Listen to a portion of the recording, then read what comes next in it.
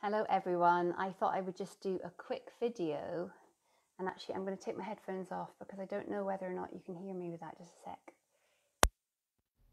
Let me know if you could hear it with the headphones when you watch this back. I wanted to do a little video on when to go to labour because I must tag you, but a lovely mummy had asked for that in the comments after my last video on induction of labour. So really big question, and from all the years of teaching antenatal education, it gets asked pretty much every single time, when should I go to hospital? How big is a piece of string really? And I'm going to give you a really funny answer, and that's actually that I don't want you to decide when to go to hospital. Yeah, believe it or not. So if you have one of those apps on your phone that times contractions, I would like you to just pause this video and I would like you to go to that app, and I'd like you to delete it from your phone, please, okay? Please don't get too carried away. Now there's two ways of dealing with this. One, if you're in a situation where you're going to have a birth partner with you, and I know not everyone in the group does, some of you maybe single mums or have situations where you won't have a birth partner with you. We'll talk about that in a second. If you have a birth partner with you, I would like you to get them to watch this video, okay? And I would like them, because they've got a pretty good sense of time, when they think your contractions are approximately 4 to 5 minutes apart, just watch for a little while. So not just like one contraction, then 4 or 5 minutes later, another contraction. When you actually think that, oh yeah, there's a bit of rhythm to this. And then they can just say to you, you're doing really well, your contractions are coming every 4 to 5 minutes, how are you? And if at that point you're like, yeah, I'm just making the dinner, you don't need to go to hospital. But if at that point you're full blown, like breathing, using all your all to get through the contractions, then what I want you to do is pass that decision on. I never want you to decide when to go to hospital. At that point, phone the midwives, tell them that you're in labour. They will ask you questions. And as midwives, we're really well trained in assessing you and asking you and advising you when to go to hospital. So I hope that makes sense. They at that point might say, okay, phone us back when your contractions every 3 to 4 minutes. Phone us back in an hour, unless your contractions get to this stage. They might say things like, phone us back when you can't talk through your contractions. If for some reason you don't have a birth partner with you, I want you to do the same. I want you to just not think about it too much. You don't need to be writing it down. I mean, as a midwife, I remember a dad coming in with a spreadsheet, and I said, how regular are the contractions? He was just approximately, and I got blow by blow from 48 hours before. So just when they seem like they're coming every 4 to 5 minutes for a little while, at that point, if you're by yourself, you'd think, yeah, and then ask yourself, am I okay? And if you are, just keep doing normal activities, just stay at home. The reason for that is because research shows again and again that the longer you stay at home, the less likely you are to have any complication.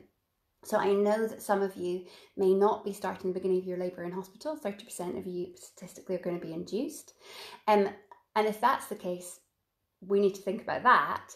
But what we do know for those of you who go into spontaneous labour, absolutely research shows the longer you stay at home, the less likely to have any complications. I can read you some of that research here, although there's quite a lot. When to transfer to hospital, Front Med, which is a publication 2016, early admission to labour was associated with a significantly higher risk of delivery by caesarean section during the first and second stages. Further studies have shown that women admitted to hospital in the latent phase, so latent phase is early labour, have higher rates of obstetric intervention. And then that's quoting 1, 2, 3, 4 studies there. So yeah, I hope that's helped. And basically what I've told you is to not think about it too much, yeah? The best thing you can possibly do when you go into labour is just keep doing normal activities, stay at home for absolutely as long as you can, because what we know about the hormones of labour and birth is that you will be producing them a lot better. The hormones that give you strong contractions, the hormones that are natural pain relief, only turn up when you feel safe. Most mammals and humans feel more relaxed at home. So the longer you can stay at home, the better.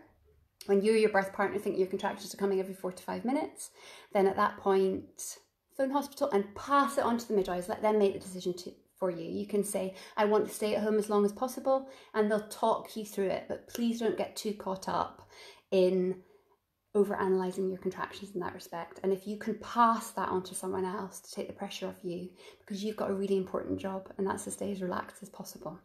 I always say on my hypnobirthing workshops, In the same way, a watched kettle never boils, a watched labour never labours.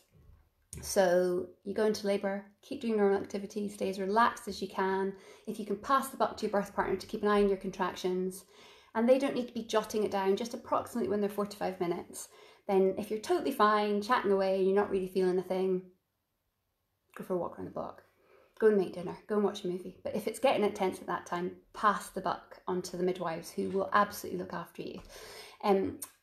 So I hope that answers your questions. If it doesn't and you have more, please comment down below, and one of us can answer your questions. And also please let me know if you want me to pop on and do any other quick videos about anything at all.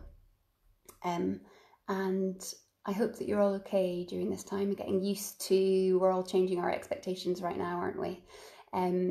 But I always come back to this, but the best thing you can possibly do for your labour is to prepare as much as possible beforehand, just as you would if you were going to run a marathon. You wouldn't just turn up on the day, and there's so many things you can do. And as you'll know from some of you who've watched some of my videos before, the best thing I think you can do is learn to relax and stay calm, because that way labour and birth will really be helped. A really good idea, if you haven't gone through it, is go to the videos tabs at the top of this group, because there are lots of videos and lots of different things from the team there. And again, feel free to go back to those videos and post and ask more questions. Anyway, does anyone have any more questions before you go? Because I have a lovely mummy from this group I'm going to do some birth coaching with on Zoom now, 3 minutes. So I'm here for the next couple of minutes. Unless anyone has some questions. Hello, Lindsay. I'm going to wave at you. Hello. Anyway, yes, we are all here for you. Ask the questions. I'll do a video, and then you have to tell me to stop talking because I just keep going. Anyway, right, I'm going to turn you off. I'll see you later. Bye-bye.